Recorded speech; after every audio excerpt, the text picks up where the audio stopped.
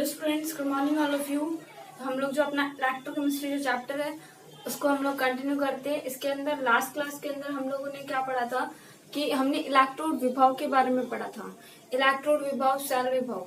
Electrode विभव को हम लोग ईएमएफ के द्वारा भी प्रदर्शित करते हैं। इलेक्ट्रोड विभव का हम लोगों ने क्या बोला कि दो प्रकार से उत्पन्न हो सकता है कि या तो मान लो वो क्या हो सकता है, ऑक्सीकरण वाला, ठीक है, ऑक्सीकरण से होगा तो वो हो जाएगा ऑक्सीकरण विभव वाला, और अगर अपचयन की साइड में यानी रिडक्शन की साइड में हो जाएगा तो उसको हम लोग बोल देते हैं अपचयन विभव। ठीक है, तो ये दो प्रकार का हम लोगों ने विभव देखा था। इसी को देखो हम लोग ईएमएफ भी कहते हैं।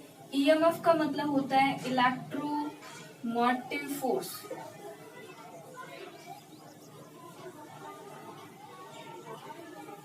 विद्युत वाहक बल। ठीक है, तो ये सेल इलेक्ट्रोड पोटेंशियल, जिसको विद्युत इलेक्ट्रोड विभव, या फिर उसी को हम लोग बोल सकते हैं विद्युत वाहक बल। ठीक है, तो ये नाम से आ जाए तो भी आप लोग याद रखना कि इसी को कहा जाता है विद्युत वाहक बल। ठीक है, अब हम लोगों ने दो प्रकार के पढ़े थे कि दो प्रकार का हमारा पोटेंशियल आता है, एक तो ऑक्सीडेशन और एक रिडक्शन।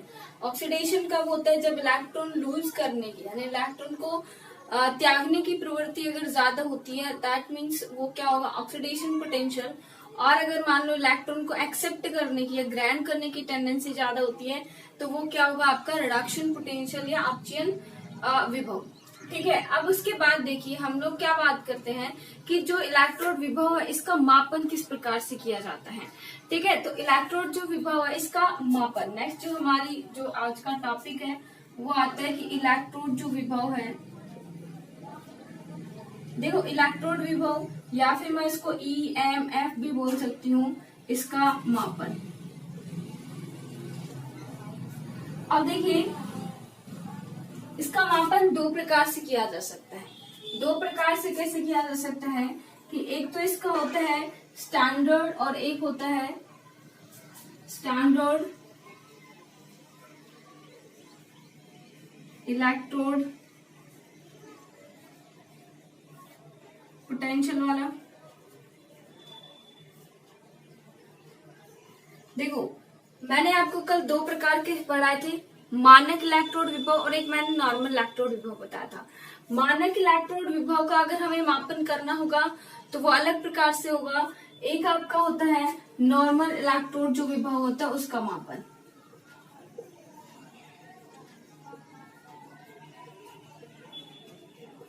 ठीक है, तो अगर आप मान लो स्टैंडर्ड जिसको हम लोग बोलते हैं मानक इलेक्ट्रोड विभव का मापन करते हो तो आपको कंडीशंस अलग लेनी पड़ेगी, है ना। मानक इलेक्ट्रोड विभव का मापन करेंगे तो हमें कंडीशन भी मानक लेनी पड़ेगी।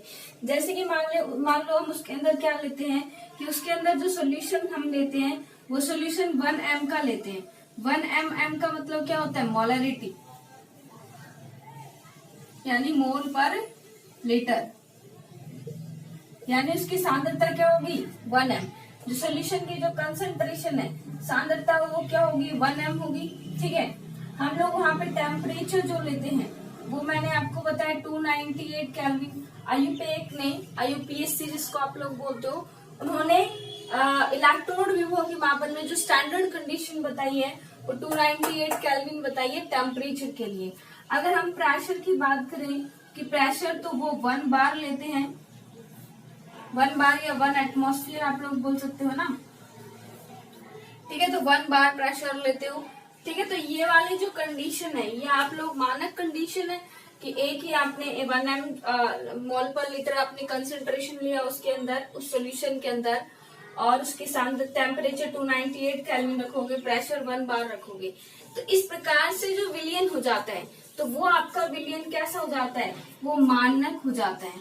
ठीक है, और यहाँ पर जो इलेक्ट्रोड पोटेंशियल आएगा यानी जो इलेक्ट्रोड विभव आएगा वो क्या हो जाएगा, मानक इलेक्ट्रोड विभव।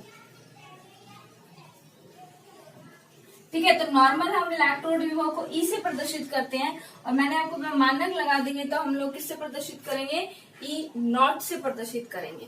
ठीक है, अब ये तो हो गया मानक की बात। ठीक है, अब नॉर्मली हमें इलेक्ट्रोड विभव निकालना हो, मान लो हमारी कंडीशन मानक ना हो 1m का सोल्यूशन 298 1 बार ये नहीं हो, तो हम लोग जो अदर इक्वेशंस होती हैं उनके लिए हम नैन्सर समीकरण से हम लोग क्या निकालते हैं, इलेक्ट्रोड विभव का मापन करते हैं। नैन्सर समीकरण आती है नर्स्ट इक्वेशन, जिसका प्रोनाउंसिएशन एक्चुअली होता है नर्स्ट इक्वेशन इंग्लिश में, बट हिंदी में इसको इस प्रकार से लिखा जाता है, तो नैन्सर्ड बोला जाता है, but actually is a Nernst equation. Okay, तो नर्स्ट इक्वेशन से हम लोग क्या करते हैं, इसका मापन करते हैं। एक आपका होता है वेस्टर्न सेल आता है, जिससे भी इस मापन किया जाता है, मानक वेस्टर्न सेल, लेकिन वो भी इसी के अंदर आ जाता है, वो भी मानकीकृत हो जाता है, तो वो मानक वेस्टर्न सेल आ जाता है, ये इसके अंदर है। तो इलेक्ट्रोड जो नॉर्मली इलेक्ट्रोड विभव का मापन है वो आपके नैन्सर्ड समीकरण से ही किया जाता है। नैन्सर्ड समीकरण के बारे में भी हम पढ़ेंगे, वो भी बहुत इंपॉर्टेंट है। इसके अंदर जो आप लोग ईएमएफ का मापन करोगे वो स्टैंडर्ड, तो आप लोग को पहले मैंने ये चीज बताई कि स्टैंडर्ड चीज होती क्या है। जब हमारा सोल्यूशन क्या होगा, 1m का होगा, टेम्परेचर इतना होगा, तो हमें उसको किसी मानकीकृत के अंदर ही हम लोग उसको ज्ञात कर सकते हैं। तो इसके लिए जो आप आईयूपीएससी ने जो इलेक्ट्रोड दिया था वो दिया था standard hydrogen electrode, she. It is very important. She क्या होता है, शी, ये सी वाला सी नहीं है, लड़की वाला सी नहीं है, वैसे है स्टैंडर्ड हाइड्रोजन इलेक्ट्रोड, ठीक है ना। स्टैंडर्ड हाइड्रोजन इलेक्ट्रोड यानी मानक हाइड्रोजन इलेक्ट्रोड। और एक आपका मानक वेस्टर्न सेल भी आता है जो हम आगे पढ़ेंगे। तो आज हम लोग मानक हाइड्रोजन इलेक्ट्रोड के बारे में पढ़ेंगे कि मानक हाइड्रोजन इलेक्ट्रोड आपका क्या होता है, ठीक है, कि मानक हाइड्रोजन इलेक्ट्रोड से हम इलेक्ट्रोड विभव का मापन कैसे कर सकते हैं। देखिए, आपका सेल होता है, ठीक है, आपका सेल होता है इस प्रकार से। हम लोगों ने कल परसों हम लोगों ने जो पढ़ा था सेल, ठीक है, इसके अंदर इधर आपका ऑक्सीडेशन और इधर आपका रिडक्शन हो रहा होता है। इधर हमने जिंक की रॉड लगा दी थी, इधर हमने कॉपर की, फिर इसको किसी इलेक्ट्रिकल के साथ जोड़ दिया था, और इधर ऐसे सॉल्ट ब्रिज हमने लगाया था, ठीक है, ये सारा किया था। अब देखिए, आपका जो मापन आप लोग करोगे, तो इसके अंदर जो जैसे एक मापन आप लोग कर सकते हो, और दूसरा किसी को रेफरेंस लेना पड़ेगा। जैसे कि मान लो हम लोग जैसे वेट करते हैं ना, वेट करते हैं, तो वेट करते हैं तो कोई सामान जब हम तोलते हैं तो उसके बराबर हम लोग कोई वॉट रखते हैं, ठीक है। अब वो वॉट रखा हमने, वो हमने माना ना, वो हमने माना कि ये 1 किलो का है या 2 किलो का है, उसके रेफरेंस में हमने वो सामान क्या किया है, तोला है, ठीक है। तो ऐसे ही यहाँ पे होता है कि एक आपका ऑक्सीडेशन पोटेंशियल आपको निकालना है या आपको रिडक्शन पोटेंशियल निकालना है, तो एक आपको पता होना चाहिए, एक इलेक्ट्रोड का विभव आपको पता होना चाहिए कि एक का इतना आएगा, उसके रेफरेंस में आप लोग क्या निकाल सकते हो, दूसरा निकाल सकते हो। तो एक आपको इसके साथ ऐसा जोड़ना पड़ेगा जिसका आपको पता हो, ठीक है, जिसका आपको इलेक्ट्रोड पोटेंशियल या इलेक्ट्रोड विभव क्या होगा पता होगा, तो उसको हम लोग रेफरेंस के तौर पे लेंगे, ठीक है, यानी उसको हम लोग रेफरेंस, जिसको हम हिंदी में बोला जाता है संदर्भ इलेक्ट्रोड, तो वो रेफरेंस इलेक्ट्रोड के रूप में हम लोग क्या लेते हैं, SHE। इसका आईयूपीएससी ने निर्धारित करके दे रखा है कि इसका जो इलेक्ट्रोड पोटेंशियल होता है वो 0 होता है। इस कंडीशन पे वो मैं भी आपको समझाऊंगी। तो आप लोग याद रखना है कि SHE जो स्टैंडर्ड हाइड्रोजन इलेक्ट्रोड है, मानक हाइड्रोजन इलेक्ट्रोड है, उसका उपयोग हम रेफरेंस इलेक्ट्रोड या संदर्भ इलेक्ट्रोड के रूप में प्रयुक्त करते हैं। संदर्भ क्यों करते हैं, क्योंकि एक का निकालने के लिए हमें दूसरे की आवश्यकता पड़ती है। कैसे पड़ती है, जैसे हम लोग मान लो वेट करते हैं, तो अभी मैंने आपको बताया वेट करोगे तो आप लोग वॉट से तो पता, ऐसे तो आप लोग तोल के बता नहीं सकते ये 1 किलो का है, ये 2 किलो का है, वो तो देखो अलग बात है, किसी की एक्स्ट्रा ऑर्डिनरी पावर होती है, वो ऐसे उठा के बता सकता है कि ये इतना है। बाकी हम लोग जैसे लोग नहीं बता सकते, नॉर्मल जो कैटेगरी के अंदर आते हैं वो क्या करते हैं, वॉट ही लगाते हैं और उसके अंदर से फिर देखते हैं कि कितने का होता है। अब देखिए वॉट का हम लोगों ने, अब ये तो है नहीं कोई भी पत्थर उठाया रखा 1 किलो हो गया, ऐसे तो कर नहीं सकते ना, कोई पर्टिकुलरली हम लोग उसको पहले मेजर करते कि हाँ भी ये इतने का, उसको रेफरेंस लेके उसके बाद हम लोग उस सामान को क्या करते हैं, मेजर करते हैं कि ये इतने आपका जो भी केजी का है, कितने भी है। इसी टाइप से जो आप रिडक्शन पोटेंशियल, ऑक्सीडेशन पोटेंशियल निकालते हैं, तो उसके अंदर भी संदर्भ इलेक्ट्रोड हमें लेना पड़ता है, जिसका हमें पहले से विभव मालूम होता है, ठीक है। तो उसके लिए हम लोग क्या लेते हैं, स्टैंडर्ड हाइड्रोजन इलेक्ट्रोड का उपयोग लेते हैं। तो स्टैंडर्ड हाइड्रोजन इलेक्ट्रोड को आप लोग ये याद रख लेना किन के लिए उपयोग किया जाता है, standard hydrogen electrode standard solutions के लिए लिया जाता है। उन सॉल्यूशन के लिए कल मैंने बताया भी था आपको मानक हाइड्रोजन विभव, ठीक है। तो मानक इलेक्ट्रोड विभव के ज्ञात करने के साथ में उनको जोड़ा किसके साथ जाता है, स्टैंडर्ड हाइड्रोजन इलेक्ट्रोड के साथ में, उसके साथ जोड़ के उसके बाद ही उसका क्या करते हैं हम लोग, मापन करते हैं। अब पहले हम लोग तो यही पढ़ेंगे कि स्टैंडर्ड हाइड्रोजन इलेक्ट्रोड है क्या, SHG क्या है, ठीक है। तो आपको पहले सोल्यूशन का पता चल गया कि लेते हम किसके लिए हैं, जिन सॉल्यूशंस का इस प्रकार का होता है, ठीक है। अब हम लोग स्टैंडर्ड हाइड्रोजन इलेक्ट्रोड के बारे में पढ़ते हैं। तो देखिए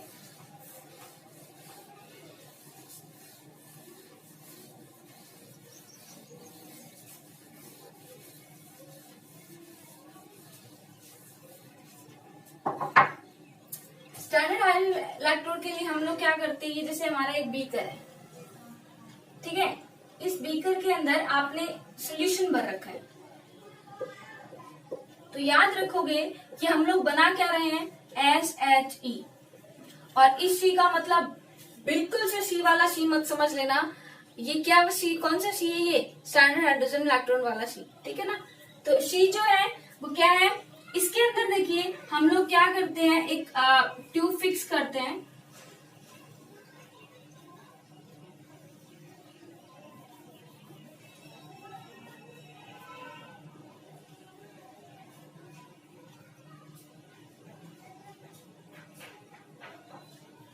ठीक है।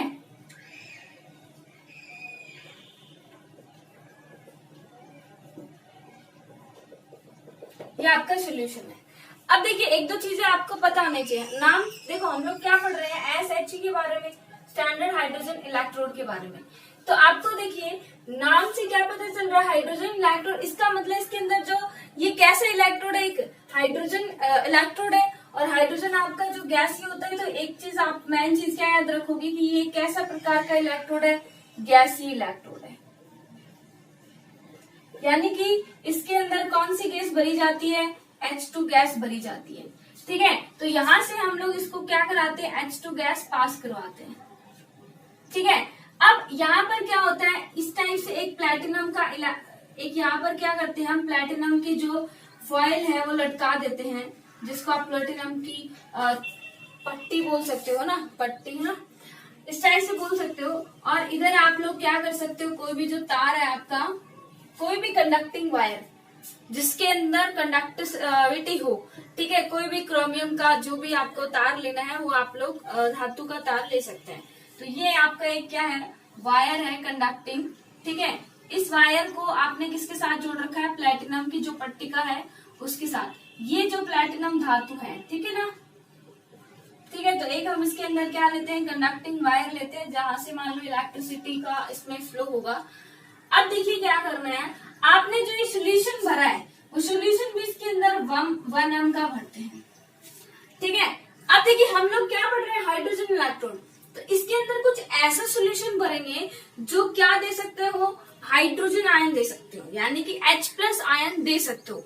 यानी कि इसके अंदर जो सोल्यूशन भरेंगे वो हम लोग किस प्रकार का भरेंगे, एसिडिक।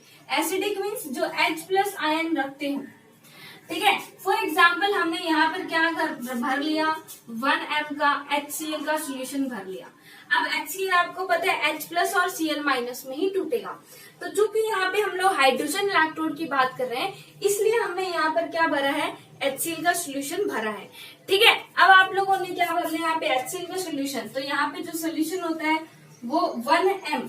अच्छा 1 m का मतलब क्या, अभी मैंने बताया 1 m का मतलब होता है कि उसकी जो सांद्रता है वो क्या है, 1 है, यानी m मोलरिटी, मोल पर लीटर।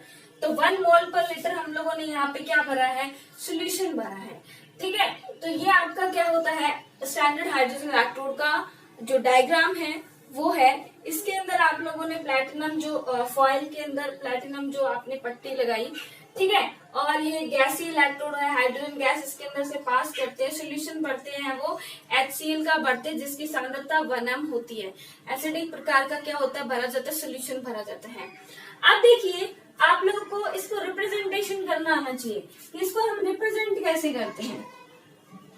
तो देखिए मैंने आपको रिप्रेजेंटेशन करने का पहले भी बताया था कि जो भी आपकी धातुएं होती है उसको लेफ्ट साइड या राइट साइड लिखा जाता है। तो यहाँ पे आपकी जो धातु प्लेटिनम है, तो हम लोग प्लेटिनम को सबसे पहले लिखेंगे सबसे लेफ्ट में, उसके बाद हम लोग क्या लिखेंगे, कौन सी यहाँ पे कौन सा गैस है, H2 गैस है, तो H2 गैसीय फॉर्म में। और उसके बाद यहाँ पे जो आपके आयंस है वो आयंस कौन से हैं आपको पता है। उसके बाद बीच के अंदर हम लोग आयंस भरते हैं, तो आयंस आपके कौन से, H प्लस आयन ही भरोगे तो H प्लस, और ये किसके अंदर हो जाएंगे, एक्वस के अंदर। और आपको पता है कि यहाँ पे जो टेम्परेचर है, देखो इस सेल के अंदर भी टेम्परेचर आपको रखना है 298 केल्विन, और जो प्रेशर रखना है आपका, वो प्रेशर रखना है आपको 1 बार।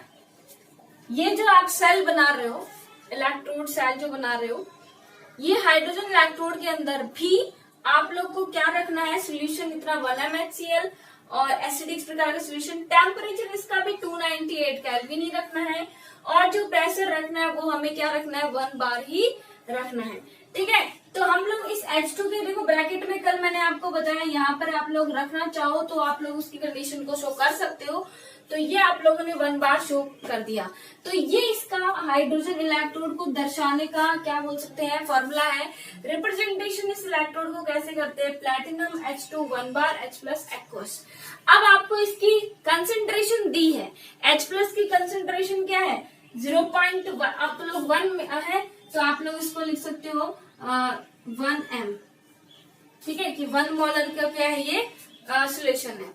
इतने तक किसी को समझ नहीं आया क्या, इतने तक समझ आ गया होगा कि ये इस प्रकार का हम लोग क्या करते हैं, सेल फॉर्मेशन करते हैं, जिसको गैसीय है H2 गैसेस के अंदर से पास करवाओगे आप। अब देखो इसके अंदर हम लोगों ने सारी कंडीशन स्टैंडर्ड वाली रख ली, और इस प्रकार से इसको रिप्रेजेंट भी कर लिया। अब इसके अंदर होगा क्या, अब इसके अंदर जो इलेक्ट्रोड जो विभव होगा,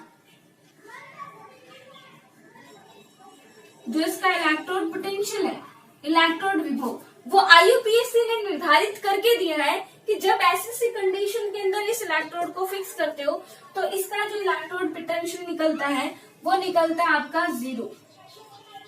यानी जो संदर्भ इलेक्ट्रोड का इलेक्ट्रोड विभव जो निकलता है वो क्या निकलता है, 0 निकलता है। अगर वो ऑक्सीकरण के फॉर्म में काम कर रहा है तो भी उसका 0, अगर वो रिडक्शन विभव की तरह काम में कर रहा है तो भी 0। ठीक है, अब देखिए हम लोगों को अगर मान लो ऑक्सीकरण विभव निकालना है, सपोज करो, देखो ध्यान से सुनना, हम लोगों को अगर ऑक्सीकरण विभव निकालना है तो इसको किस फॉर्म में लेंगे, रिडक्शन विभव के तरीके से। हम लोगों को अगर ऑक्सीकरण विभव निकालना है तो इसको इलेक्ट्रोड विभव की तरफ, रिडक्शन विभव की तरफ से लेंगे, और हम लोग को रिडक्शन विभव निकालना है तो इसको किस तरह से एक्ट करवा लेंगे, ऑक्सीकरण विभव की तरीके से। ठीक है, और दोनों ही कंडीशन पे या तो वो ऑक्सीडेशन विभव हो तो भी इसका 0 होगा, और रिडक्शन विभव हो तो भी इसका 0 होगा। यानी इसके तो दोनों ही क्या होंगे, 0 ही होंगे।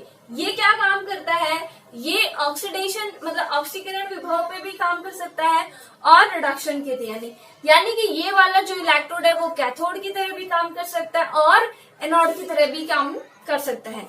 दोनों तरीके से ये क्या कर सकता है, काम कर सकता है। अब देखिए मान लो ये किसकी तरह काम करे, आपका एनोड की तरह काम करे, तो मैं आपको बताती हूँ। ये तो आपको पता चल गया होगा कि इसका जो आप लोग इधर देख सकते हो कि इसका जो पोटेंशियल होता है वो पोटेंशियल 0 होता है, या तो वो ऑक्सीडेशन हो तो भी 0, और अगर रिडक्शन पोटेंशियल है तो भी क्या होगा, 0। तो ये आप लोग कंडीशन लिख सकते हो।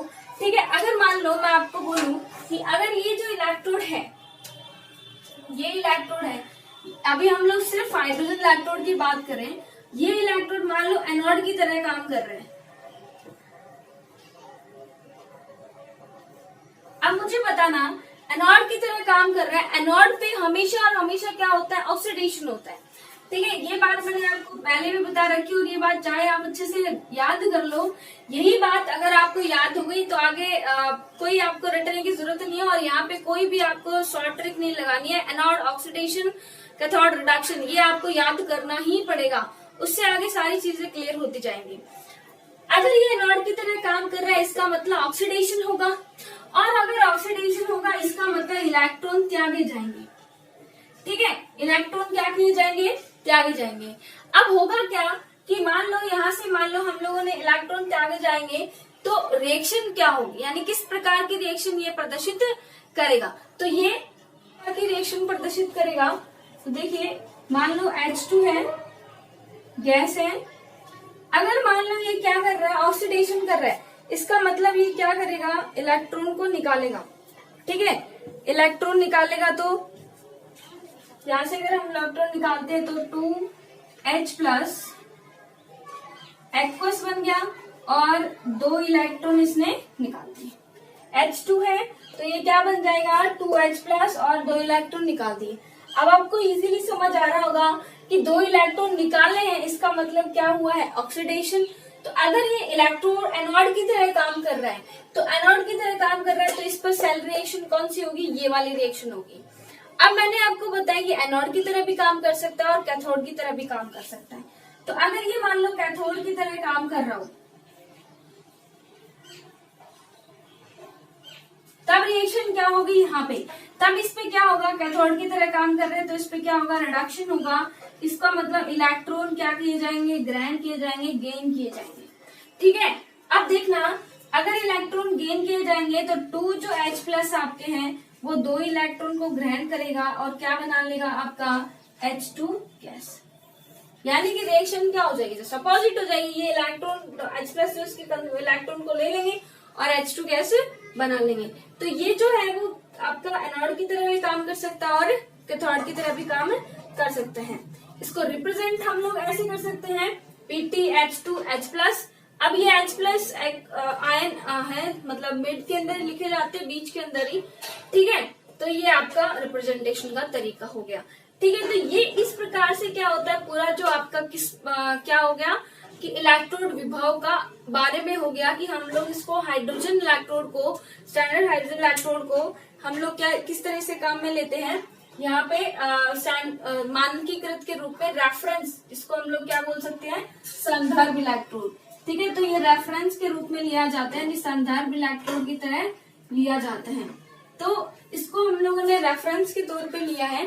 ठीक है, अब देखिए इसके जो भी आपकी गैस ये है, H2 गैस बनी जाएगी, 1 m का सोल्यूशन इसके अंदर होगा, टेम्परेचर इतना होगा, प्रेशर 1 बार लिखा होगा, प्लेटिनम की फॉइल है तो प्लेटिनम धातु को इस साइड लिखा, H2 गैस इसके अंदर पास कराते हैं और इसके अंदर जो आयन बनते हैं वो H+ आयन बनते हैं।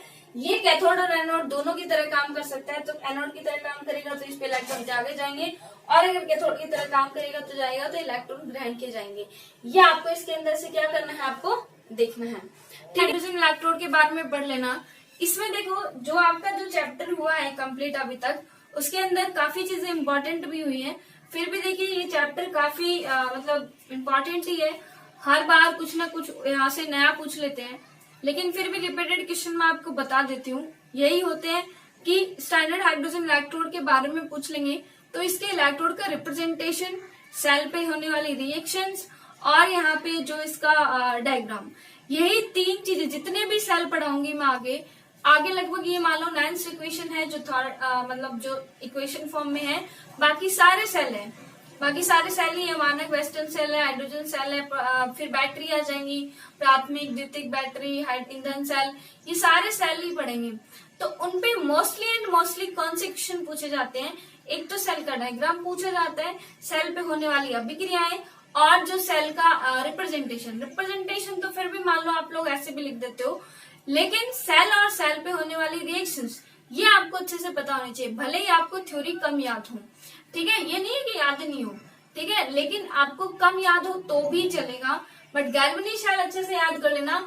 थ्योरी पूछेंगे तो गैल्वेनिक सेल के अलावा किसी की नहीं पूछेंगे, बट अगर और सेल के बारे में पूछेंगे तो वो पूछते हैं कि सेल पे होने वाली रिएक्शंस क्या है, सेल क्या है, सेल का डायग्राम क्या है। तो आप लोग अच्छे से इसको पढ़ लेना।